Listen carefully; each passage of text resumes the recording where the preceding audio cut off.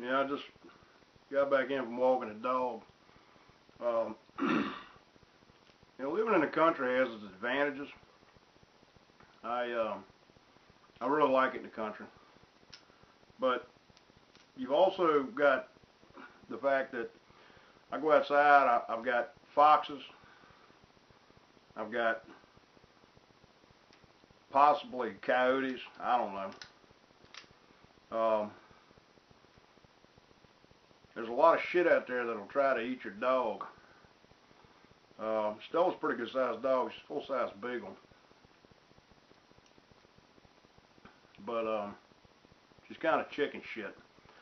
So I take this was my daddy's, it's the old man Sturm Ruger.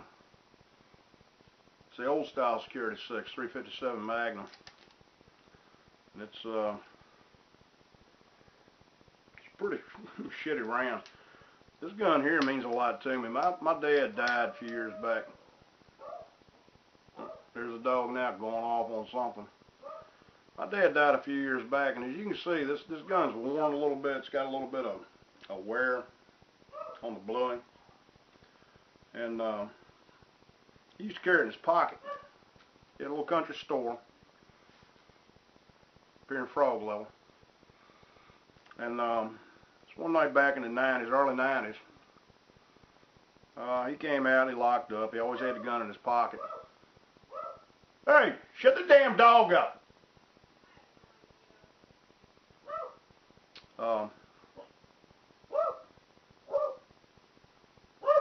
Please do something with that dog. Shit for brains. But the old man carried this all the time with him in his pocket. He came out of the store one night late, and as he locked the door to the store, he turned around, and there was, in his own words, some young punk with a hoodie on, and he had the drawstring up tight. Couldn't really see who it was, but he had his hand in his pocket like he was making a gun. And he said, "Get back, open the door and get back in the store." Well, my old man was very streetwise. He was a manager for Safeway for 30-some years in the worst parts of Richmond and downtown D.C. predominantly. 14th and U, 3rd and K. I mean, the old man was pretty streetwise. And my old man was pretty fearless. Certain things that scared him. He didn't like snakes. Somebody with a gun didn't bother him. And he ascertained the fact that the kid didn't show him a gun. And I say kid, he said it was a young kid is what he said. But of course, the old man was fucking 60 years old. I mean, anybody under 40 was a kid to him at that time. He said, "I knew he didn't have a gun because the fucker didn't show it to me." I said, "So what'd you do?" He said, "Well, he told me to get back in the store." And I looked at him and I looked at what I perceived to be his finger in his pocket. And I said, "Fuck you, I'm not going back in the store." And he said, and then I heard the other one behind me. And he said, "Get back in the store." And he said, I turned around and he had the gun out. So my old man, quick on his feet. And again, he had the Ruger in his pocket. Now the store, a little country store, and it had an overhang over the fuel pumps right in the front. It's concrete, storefront, concrete, pillars, overhang. And he had a little Chevy S10 pickup truck, a little burgundy pickup truck, which he sold to some guy still running around. I saw it a couple weeks ago running up down the road. And he had it parked there on the side, which he would pull it up at night, so he didn't have that far to walk, and just in case somebody held him up. Because like I said, the old man was streetwise. He knew what was going on. At any rate, the guy with the second guy came out with a gun, and he had his gun out. And he said, "No," he said, "go back in the store." So the old man said, "Okay." So he started fumbling with his keys, and he acted like he dropped them. He dropped them, and then he acted like he was having a heart attack, and he grabbed his chest, and he hit the ground. And when he did, he pulled the .357, this one, up out of his pocket, started blasting at him. Now he's underneath this overhang. It's concrete all around, storefront, and this son of a bitch here, you shoot it at night. And I can go out right now in the dark, shoot it, a fucking fire, but flame about this long will jump out the barrel.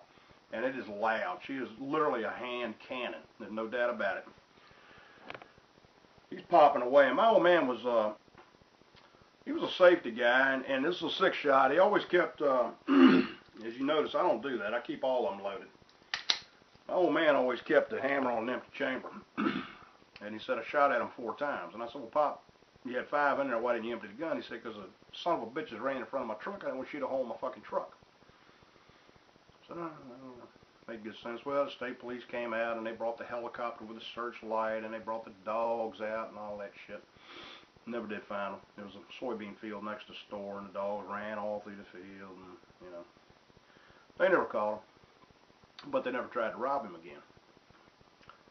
At that time, I had a gun shop in Panola, which was up the road a few miles. At his other store, he had 2 stores. He had Panola Food Mart, and he had Frog Level Market.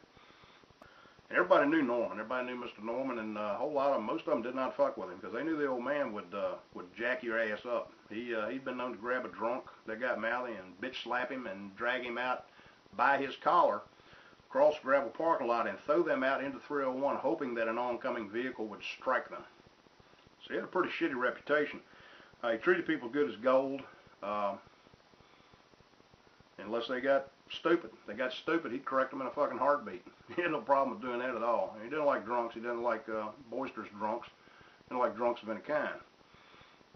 They'd come in there and get mouthy with him and say the wrong thing, and he'd sit there and listen to it for a minute, and he had a switch, and when that switch flipped, the old man just would walk around from the counter. He'd grab him, he'd generally punch him in the forehead or in the nose, drag them outside, throw their ass in the ditch, or in the highway if he's particularly pissed at them. They had temper when it got going, and I guess that's where I get mine from, but he never told me. Somebody else told me, and I asked him about it, and I said, well, why didn't you tell me? He goes, it's fucking dumbass is trying to rob me. Yeah, ain't no big fucking deal. I said, man, that 357 ain't gonna cut it, Pop. I said, they're liable to come back. Let me hook you up. And I had a little Mossberg 6-shot model, and I cut the barrel off the bare minimum legal limit, which I believe is 18.5 inches, and I put a pistol grip on it, and a pistol grip forend, kind of like a Tommy gun handle in the front. And I filled it up full of Triple T steel shot for him. And I put a sling on it that was long enough for him to wear it around his neck, so he could have it right there around his neck and still operate the lock on the door. And he's like a kid at Christmas. He thought it was the best thing in the fucking world. He had to go out back and shoot it immediately out behind the store as soon as I gave it to him.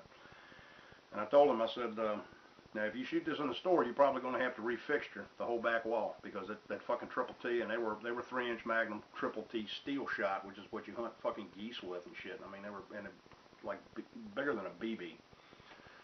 In solid steel. I said, you're going to eat that whole back wall up. He said, I don't care. He said, as long as I kill the motherfuckers, I don't care what it tears up. He said, appreciate it, thank you. And he carried that around with him for till the day he died. Anytime he'd lock up at night and by himself, he had the pistol in his pocket, and he had the shotgun around his neck. Problem is, this being an old model Security 6, I haven't checked lately, but I know up to about 4 years ago, you could not get the good rubber, bigger Hogue grips for it, because it's the old style Security 6. But I'm telling you right now, this is an accurate son of a bitch here. I shoot the 158 grain Spear Gold Dot out of here. And Spear's a good round for any of you handgun people. They make them in pretty much, you can get them in any caliber that they make a handgun in. The good thing about a Spear Gold Dot, that 357 is going to open up, when it hits meat, it's going to open up about the size of a nickel. But Spear Gold Dot's the only electroplated, copper jacketed hollow point that you can shoot through a car window and will not separate. The jacket will not separate from the lead. So, got that going for it. But that's pretty much the story on the old man getting robbed, or trying to rob the old man. And the thing about that is the newspaper, the local newspaper came out, the county newspaper, and they interviewed him. Local head, it wasn't a headline, but I mean it was like on page 3 or something. Local merchant foils robbery attempt. And they went through all this long, drawn-out shit about, I'm sure they got most of their information from the police report. But basically, when they got down to it, and they asked the old man, they said, they asked him, if he had anything to say, and my old man just smiled, and they said in the story, Mr. Creel just smiled and said, "No comment." So, yeah, the old man wasn't worried. I mean, you know, they come back. Nobody fucked with him anymore. I mean, they never tried to hold him up again. Now they tried to break in the store a couple times, but they weren't doing it face to face. I think he proved a point. So, I miss my old man greatly. I miss him every day. He was a hell of a guy. He really was.